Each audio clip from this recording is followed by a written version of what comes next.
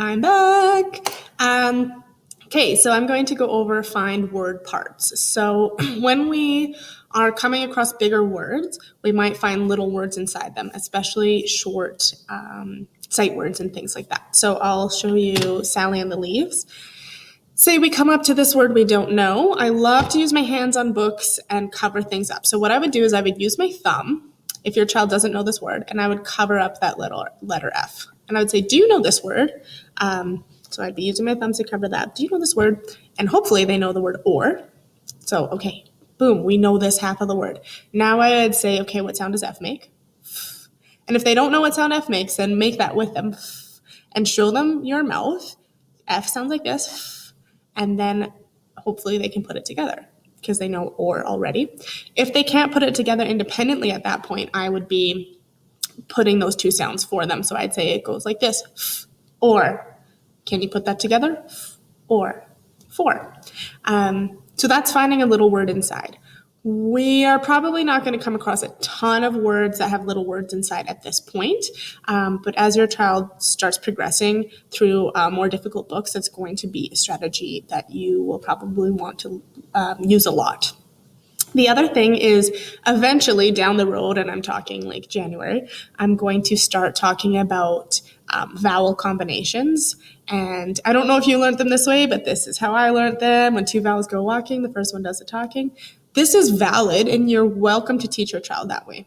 That's not how I'm going to be teaching them in the classroom, but I always say it's good to learn things more than one way because it builds connections in their brains. So if I teach them this way, you teach them this way, then they can form that connection. Oh, Miss McDonald says these vowels say this. My mom says two vowels go walking. First one does the talking.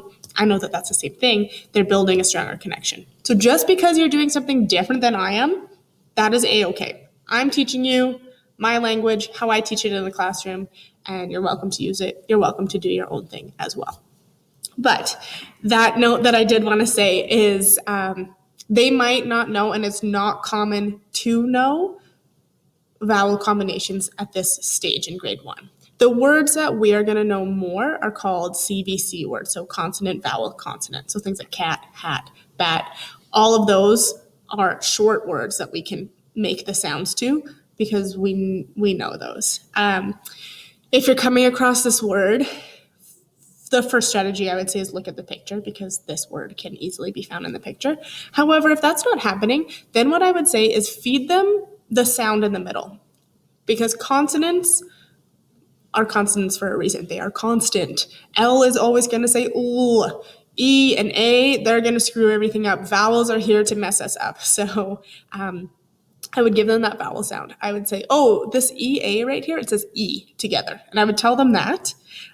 Then they can use that sound to figure out the rest. I would even at this point cover up that ES. So now they just have 3 sounds to figure out. So I'd say, okay, the EA says E. Let's figure that out.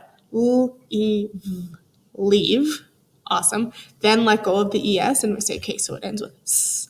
And then they can put that all together, leaves. And we figured out that word without sounding it out, even though it sounds like sounding it out. We're not sounding out each isolated sound, we're sounding out the chunks, okay?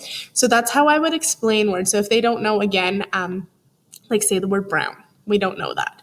We don't know that OW says ow yet. So I would tell my child that if they're trying to figure it out and they are like, oh, here is I don't know this word. Look at the picture. Well, that looks pretty orange to me.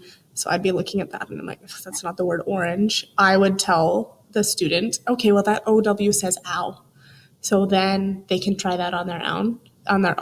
Ow. If that's not working, then I would say, okay, I'm going to punch it out for you.